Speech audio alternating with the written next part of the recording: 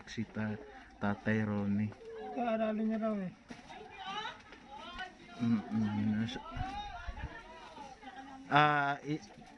Ano yan, iniwan ka niya na walang dahilan o Oo, ganun na nga lang siya. Po, mga kalingap, ito dapat suportahan natin ng mga charity vlogger sa Pilipinas, iba't ibang lugar, iba't ibang probinsya, Kalampitos, Kaagapay. So yun o mga kapapi, Kaagapay po, please support po natin si Kaagapay. Isa rin pong kalingap team na nagnanais na makatulong sa ating mga kababayan. Alright? Team Caloocan din. Nagkakalookan din po yan mga kapapi. Oo, Maraming salamat. Ayan, Hanap lang Gira. pa kuya. Yun o. Yun, no? Ako, ayan. Oo, ay, babae, buntis na yan. Pastil lang sa probinsya mo. Mindanao. Bisaya? Kaya. Saan ko pastilan ikaw guys, Kaagapay? Bilatan na. Ay, Mga ka-business, mga ka-business, mga kalingap, palihog ko, support natin si Kaagapay. Grabe butan, yun siya kayo, pero may ginag-support ba sa tua?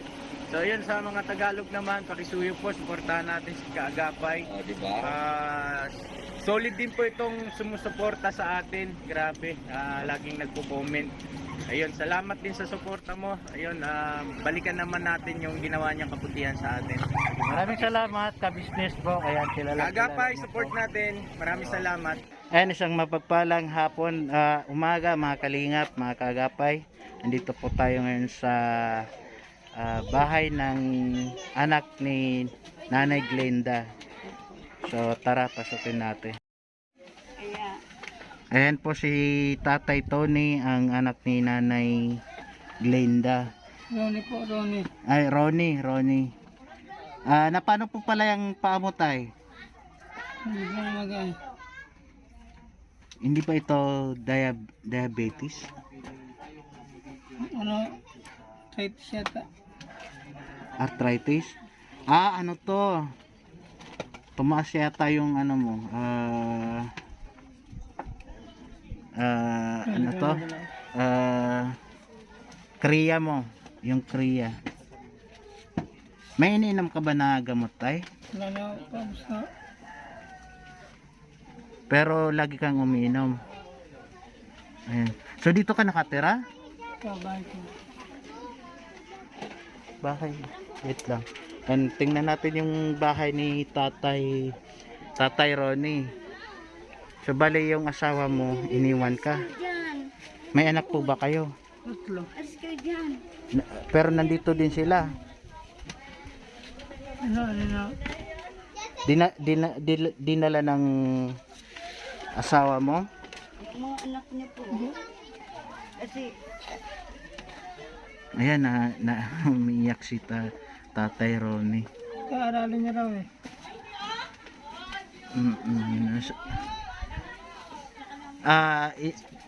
Ano yan, iniwan ka niya na walang dahilan o oo, ganun na nga lang siya. Iniwan siya, wala mang kadal-dahilan.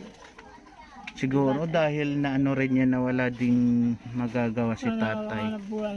Walang hanap buhay kasi kailan mo yan naramdaman hindi ka na makalakad ng Bumero.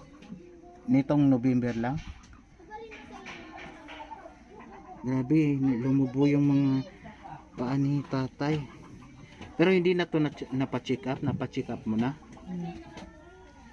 Ipa-check up mo yan kasi kung mataas yung kriya mo, maapektuhan yung ano mo. Kasi pag mataas yung kriya mo, ibig sabihin sira na yung kidney mo. So yan, ipa-check up mo tay. Ito po si tatay, 40 years old po si tatay, anak po ni Nanay Glenda.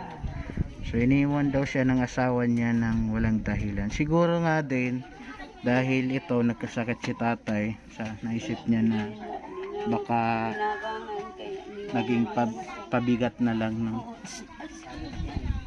So ngayon wala nang trabaho si tatay. Paano ka po yung pagkain mo araw-araw? Tutulungan ako magulang ko. So bali Ako po, sira. kay nakaano ka pa rin kay Nanay Glenda. Yan, kawawa si wala naman tatay. po mag-ano, siya ang pinakapanganay ko.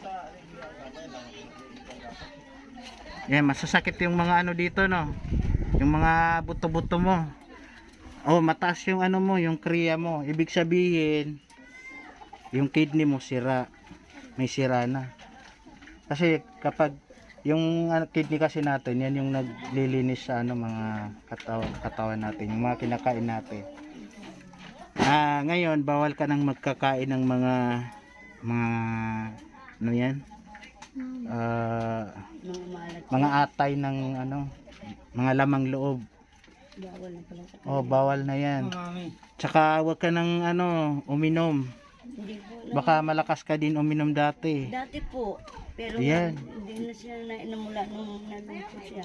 Kasi yan talaga yung nakukuha ng ano sa yung pag-inom. Kasi yung pag palainom ka, na ano mo yung atay mo na nasisira. So yun yung nangyayari. Pag nasira yung atay, wala nang lumalaban sa mga kinakain natin na ano, na mga, medyo marumi. Yung mga kinakain natin mga prito na dyan sa tabi-tabi, mga isaw, bawal yan ngayon kay tatay. So dapat mapacheck up na ito ng mas maaga, baka kaya pang anuhan yan, malunasan yan. yun nga po sir, ang gusto ko nga sana para makahanap buhay rin siya kasi wala rin naman po ako hanap buhay. Opo. Ito po mga kaagapay, si Nanay Glinda, yung nanay niya. Ito po yung tinutulungan din ni KJ27. Pero yun talaga yung maano ko ngayon tatay, na ipa-check up mo yan habang maaga. Baka kaya pang lunasan. Kasi ganun din yung sakit ng tinutulungan ko sa Antipolo. Nasira na yung kidney niya. Pero nakalakad naman po sir. Oo, ganun din yung ano, nakakalakad din yun. Kaso nahihirapan na siya. At mabuti pa nga ito sa kanya kasi parang dito pa yan lumulobo. Yung doon sa tinutulungan ko, batang-bata pa yun, 27 pa lang. Yung ugat niya dito talagang lumaki na. Ano na, parang hindi na talaga siya. Oh, tsaka yung nag-ano na siya, kaya every week, 2 beses siya mag-dialysis. Kasi pag hindi nag-dialysis, yung tiyan niya lumulubo. Kasi ang ano niyan, ang pagkakaano ko, kung hindi ako nagkakamali, sa pag may kriya ka, pag tumaas na yan sa stage 3, limitado na rin yung pag-inom ng tubig. Kasi darating sa punto na hindi ka na makaihi. Kaya mahirap. Dati nga po nahihirapan siya pero nung huli, nakakaihi na rin siya. So habang kaya pa yata, parang bago pa lang, ipa-check up muna para malaman nyo yung anong level ba, kung ano ba talaga yung kriya ba niya o ano lang nito. Hindi pa natin sigurado kung mataas yung kriya niya. Pero mas maaga mapa-check up yan para malaman natin kung kaya pang lunasan. Kasi yung pag nasira na yung kidney natin, mahirap na kasi kontrolado lahat. Kung sa una, kailangan natin yung tubig. Inom-inom tayo ng tubig panglinis ng kidney. Pag yung pag tumaas na yung masyado yung kriya niya, nasira yung kidney, hindi na pwedeng mag-iinom kasi yan, lulubo na yung tiyan niya. Kaya nga po nung nakita ko yung sir, nangangalakal lang po ako. Tapos yun nga, ginawa niya, bumabasa sa motor niya bago in-interview ako. Hindi nga ako masyado nakapagsalita kasi mababaw rin kasi ako. Tapos si nanay din niya, nag-ano lang ito sa mga hindi pa po nakapanood ng video niya, nandun po sa channel ni KJ27. Mangangalakal po si Nanay Glinda. So yun po yung gagawin natin na kailangan mapacheck up to. Para malaman natin kasi kaya habang tumatagal yan, pag hindi malunasan talaga, delikado na. Mahirap na, dialysis na. So, Lalo na mahirapan na sa mata. oo, kasi yung tinutulungan ko, dialysis niya, kada punta niya doon, sa isang linggo 2 beses, 200, bali 500 lahat. Eh, tayo naman ditong mga pobre lang, yung 500, ang hirap kitain eh. Mahirap nga po. Kaya nga nung nakita ako ni sir, awa siguro sa akin dahil dala-dala ko yung sako ko na 2. Tapos kinunan niya ako ng ano. Yung interview, hindi nga ako masyado makasagot kasi naiyak nga po kasi ako eh. Mm-mm. So yun tayo, basta ano ka lang, sana may magpaabot ng tulong kay tatay. Ayan, sa mga gusto pong magpaabot ng tulong kay tatay, pwede niyo rin pong i-PM si KJ27, si Lodi Bates, or pwede rin sa akin, para may paabot natin kay tatay Ronnie yung tulong niyo po. Hindi ka ng tulong para makabalik lang ang pag-ano niya. O baka tay, ba gusto mong manawagan na kahit pang pang check up.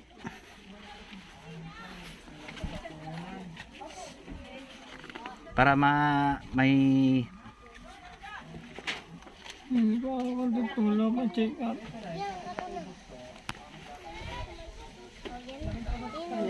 yun po, naiyak po si Tatay Ronnie.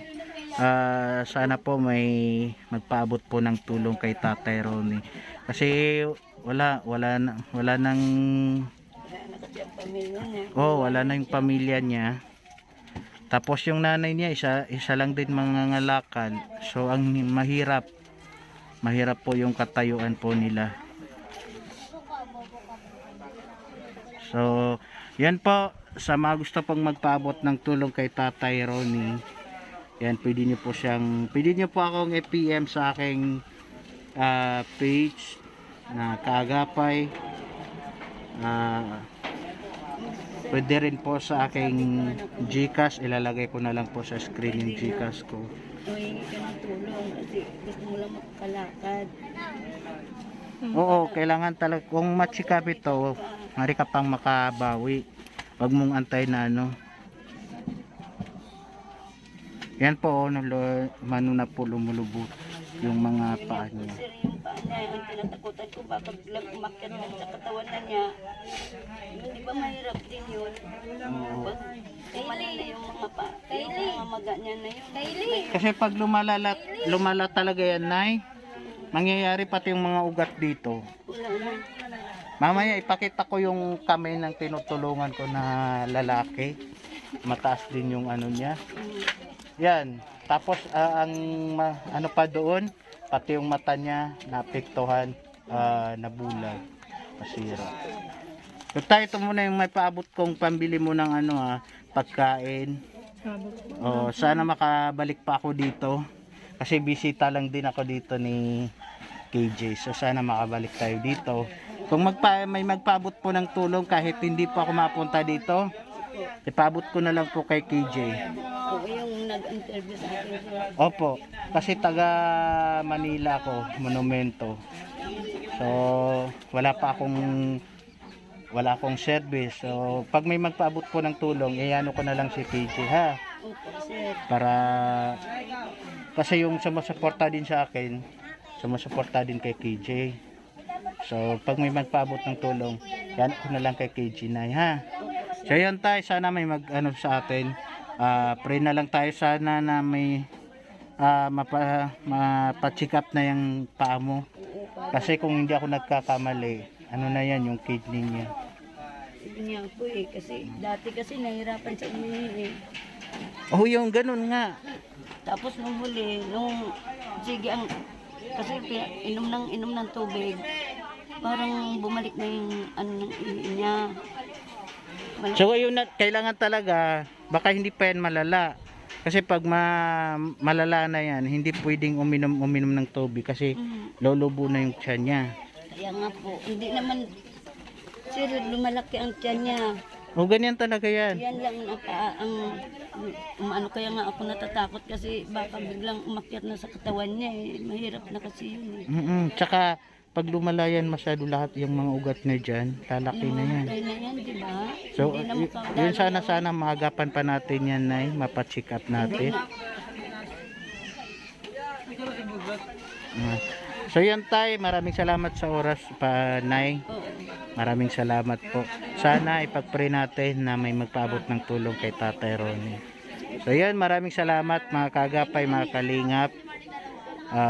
Maraming salamat sa suporta niyo po. Sana matulungan po natin si Tatay Ronnie, na anak ni Nanay Glenda. Si Nanay Glenda rin po, ito po yung binablog ni KJ.